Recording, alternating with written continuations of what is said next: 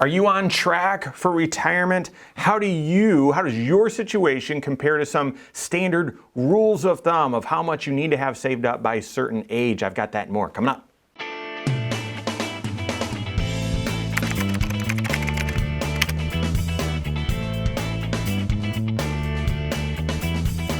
My name is Mike Bernard. I'm the host of the Wise Money Show. I'm also one of the certified financial planners right here at Korhorn Financial Group. Make sure you hit that subscribe button, turn on notifications, and smash that thumbs up button.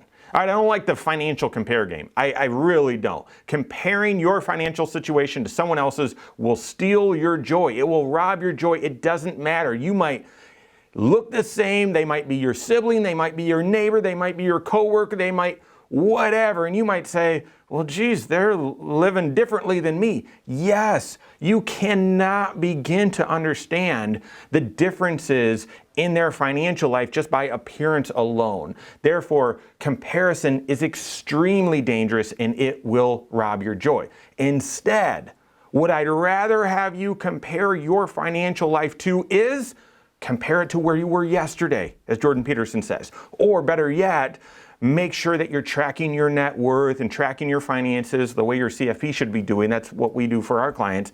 And track your financial situation to where you were last quarter, where you were last year, where you were 2 years ago, 3 years ago, whatever. Compare your financial situation to who you were in the past to see if you're making progress. That's the first comparison that I would make. And then the second financial comparison I would make is where you are compared to your goals. Where you are right now compared to financially where you want to be. Stop comparing yourself to others. It's not going to help you. Compare yourself to who you used to be and who you want to be.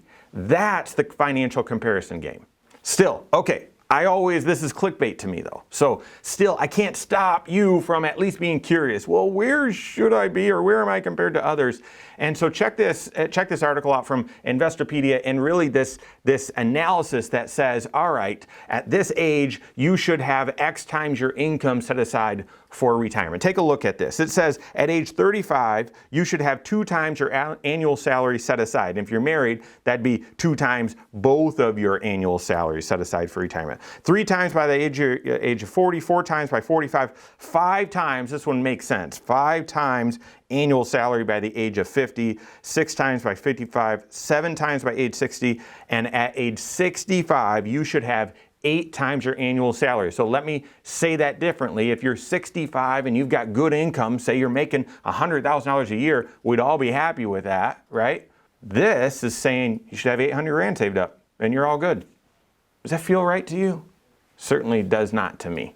I think this is phony. I don't like them. Number one, I already told you I don't like the financial compare game.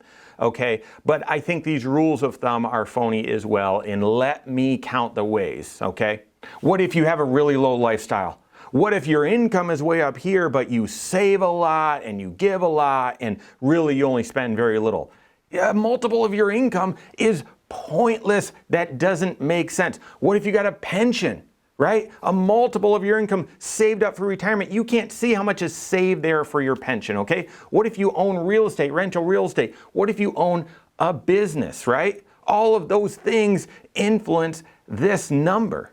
What if you plan to retire really early? What if it says, well, you should have 8 times by the age 65, so I guess that means how much I need to retire. I actually have 8 times my income at age 55. Am I good to retire then? No. What if you say, no, I want to work part-time in retirement?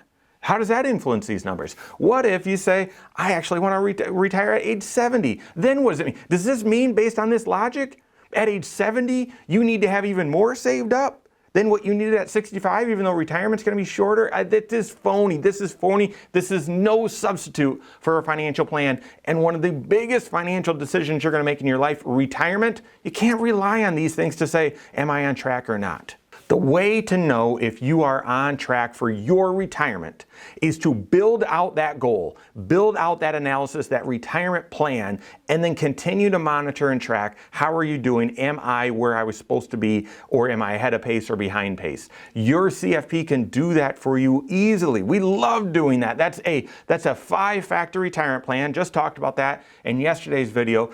Age is one factor, spending, income, how much you have saved up for retirement, and then how much investment risk you're willing to take. Those are your 5 factors. You've got choices in each of those, and as you make choices, it influences what your options are in the other. And so you make decisions in each of those. Okay, you throw it all into an analyzer that can, I used to do this on spreadsheets, and so we've got software that makes that a lot easier, and then runs Monte Carlo simulations, basically stress testing the viability of that, and then that can tell you, okay, we expected you by this point, based on doing that 5-factor retirement analysis 6 years ago, we expected you to be at this point, you're ahead of pace.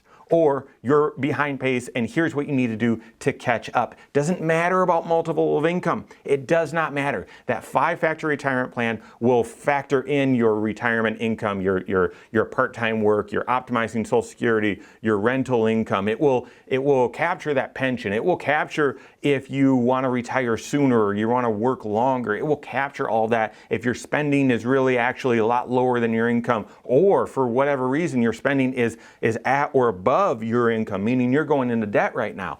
It will capture and account for all of that, show you what path you need to be on for retirement, what your confidence rate is, and what you need to do to get on track or stay on track.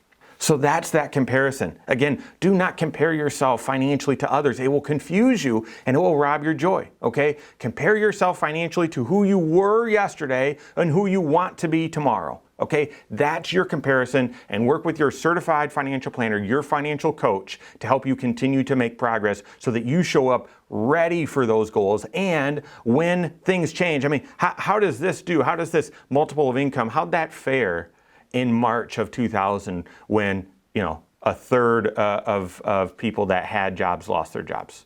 How does that work? When you're doing a 5-factor retirement plan, you can quickly adapt scenarios and say, but what if this, what if this, what if I'm out of work for this long, what if this, blah, blah, blah. That's the value of comprehensive financial planning, building that plan and then adapting it based on real life as it happens. Work with your CFP on that. If you don't have a CFP on your team, you can always contact one on my team. Find us online, Korhorn.com, that's Korhorn with the K, wisemoneyshow.com. You can find us there as well, or send us an email, info@Korhorn.com. All right, there you have it. Go out and take your next wise step in your financial life.